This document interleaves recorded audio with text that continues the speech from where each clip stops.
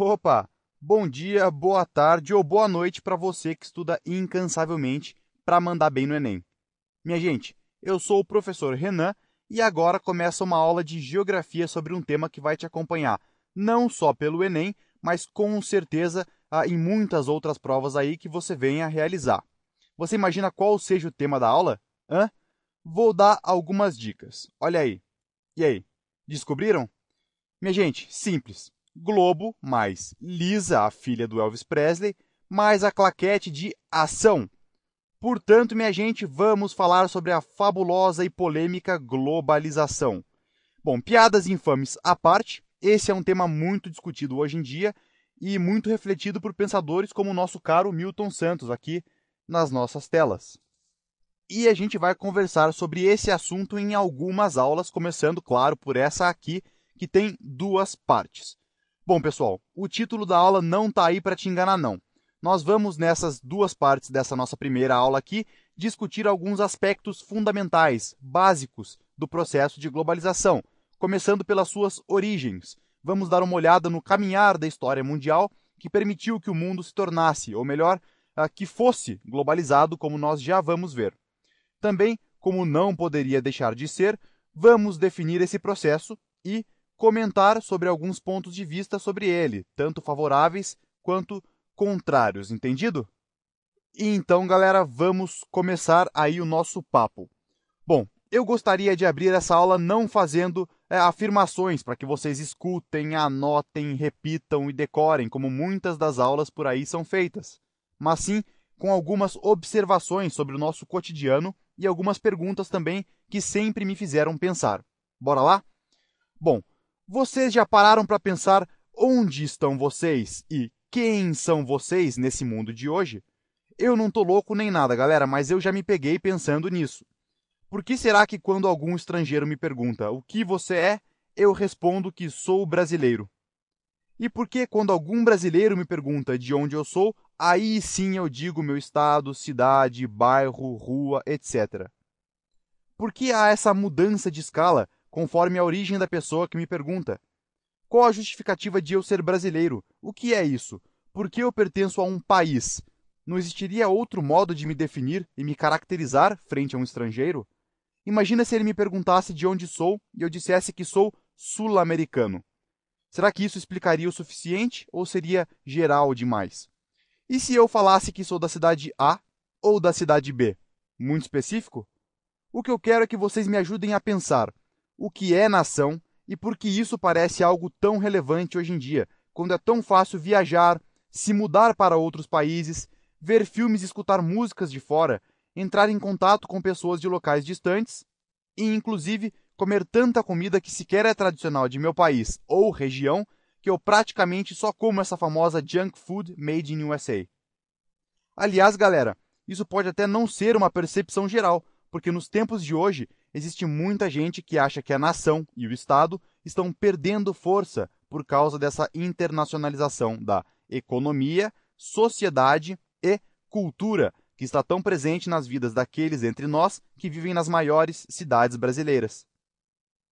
Bom, meu povo, de fato, as definições que você vai ver mais à frente e as ideias e práticas que a sustentam podem até levar a gente a pensar que caminhamos mesmo nessa direção, em direção a uma sociedade global, todos sob uma mesma lógica. Mas que lógica é essa? A massiva presença de produtos feitos na China, Japão, Coreia, Taiwan, além dos tradicionais países desenvolvidos que não são lá mais tão industrializados quanto eles já foram, bem, essa presença de mercadorias de outros países, além da generalizada visão de empresas transnacionais, gigantes que se espalham mundo afora, isso tudo faz com que a gente veja a globalização como um fenômeno primordialmente econômico. Mas olha lá, hein, minha gente, isso não quer dizer que não haja reflexos da globalização em outras esferas de nossa vida, como a cultura, a política, etc. Muito pelo contrário, isso afeta em muito essas partes das nossas vidas, como o Enem não cansou aí de apontar em suas provas. Mas é um fenômeno cuja força motriz é a economia, sobretudo as grandes empresas transnacionais. Compreendido? Então, sob essa lógica primordial, básica que guia o complexo conjunto de processos sociais, técnicos e econômicos que forma a globalização é que nós devemos relembrar brevemente as mudanças no modo de produção, ou seja, na nossa história econômica e que permitiram essa integração mundial dos dias de hoje. Certo, pessoal? Então vamos lá destrinchar esse assunto vital para entender nossa vida contemporânea e também ganhar aí alguns pontinhos no Enem. Se você se confrontasse com o desafio de achar um ponto de partida para essa dinâmica de integração mundial dos dias de hoje, de onde você partiria, de onde você começaria? Bem, minha gente, essa é uma questão discutida e pode até mesmo ficar engraçada, porque existem aqueles estudiosos que afirmam que as origens das trocas globalizadas estão nas primeiras trocas comerciais entre sociedades agrárias da Ásia há milhares e milhares de anos. Esses mesmos pensadores eles vão desenrolando aí a sua história e também falam que, mais tarde, as sociedades mediterrâneas, unidas sob uma cultura helenística, interagiam de forma a construir uma possível proto-globalização. Porém, vamos notar aí que isso tudo são projeções de quando começaram as primeiras trocas comerciais em maiores escalas e que ainda não englobavam o mundo todo como hoje em dia. Isso tudo era, no máximo, uma mediterranização da economia, entre aspas, é claro, né, galera? Enfim, você pode traçar o início dessa união econômica atual em vários períodos da história, mas aquele que mais comumente aparece como o ponto de largada para compreender a globalização é o período de formação dos primeiros Estados nacionais europeus, nos séculos XV e XVI, e as grandes navegações que aconteciam simultaneamente. Veja que, a partir de então, os portugueses e espanhóis, e posteriormente ingleses, holandeses e franceses, passaram a atingir cantos distantes do planeta, ligando-se a terras pouco conhecidas dos europeus através do comércio e da navegação, ou seja, o transporte marítimo, galera, foi o responsável maior por essa primeira ligação global. Daí, a gente já pode tirar algumas conclusões, meu povo, de que, sem alguma técnica nos campos da engenharia naval e militar, não haveria possibilidades de chegarem a locais tão longínquos. A técnica e a tecnologia são, então, fatores de primeira importância quando se quer encurtar distâncias, ligar povos distantes e realizar trocas comerciais nessa escala planetária. Também o campo da política é essencial, até porque existe a necessidade de regulação do comércio e de garantias ao capitalista que investe em um negócio tão arriscado como esse. Assim é que a evolução da história até o final do século XVIII nos dá a explicação de como atingimos a segunda etapa desse processo de globalização. E por quê, galera?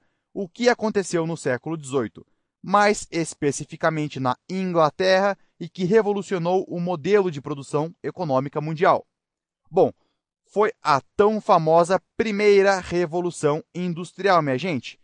Nessa época, a técnica atingiu o ponto de ser possível produzir mercadorias em larga escala, em escala industrial, graças às máquinas a vapor, o que possibilitou aos grandes industriais ingleses competir no mercado mundial que estava se formando aí com muitas vantagens.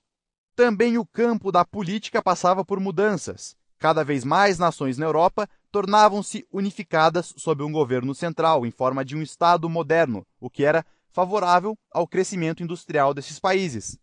Porém, o que acontecia em boa parte do resto do mundo era o oposto, minha gente. A industrialização teve também muitos efeitos negativos, não só na população trabalhadora dos países europeus, mas também nas populações dos países americanos, primeiramente, e africanos e asiáticos, posteriormente.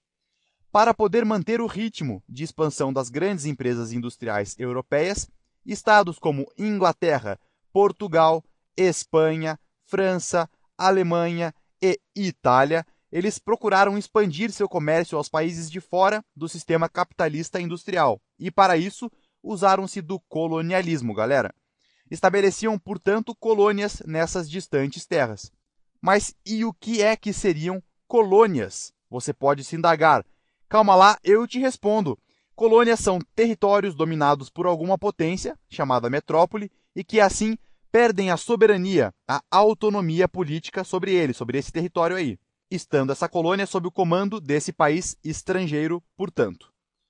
Desse complicado modo é que os países industrializados inseriram muitas nações no sistema econômico mundial, impedindo, no entanto, que elas pudessem tocar a sua própria economia e, desde então, construindo seu crescimento sobre a exploração de outros. É triste essa história e nós sabemos disso, porém é dessa forma que o mundo viu a economia atingir o tal ponto de desenvolvimento que a segunda revolução industrial foi possível no século XIX. Foi então que a eletricidade passou a ser usada pelo homem nos processos produtivos e nós também datamos desse período as novas técnicas de produção nas fábricas, com as famosas esteiras e o operário que repetia lá incansavelmente os mesmos movimentos durante toda a sua jornada na linha de montagem, o que é conhecido como Fordismo.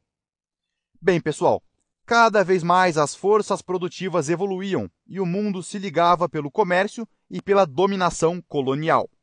Esse processo todo se viu desacelerado pela grande crise econômica de 29, ocasionada pela crescente importância do mercado financeiro e por sua desregulamentação, e também pelas duas guerras mundiais. Entretanto, o que o mundo viu no pós-Segunda Guerra impressiona, minha gente. Da destruição de muitos locais na Europa, surgiram novas potências. O globo ele foi dividido em blocos, um sob a liderança da União Soviética, que era o bloco comunista, que nós vamos chamar aqui de vermelhinhos, e o outro bloco sob os Estados Unidos, o bloco capitalista, que nós vamos apelidar de coleguinhas do tio Sam. O mundo viu então os Estados Unidos e os coleguinhas do tio Sam emergirem como a potência a ser alcançada, com grande poder econômico, inclusive oferecendo auxílios financeiros para os que eram até então os maiores impérios do mundo. É isso mesmo, galera. Esse foi o caso do Plano Marshall, por exemplo. Com essa nova ordenação mundial, novas tecnologias foram procuradas, tanto para incrementar a produção industrial, quanto para aumentar o poder militar das duas maiores potências mundiais, União Soviética e Estados Unidos.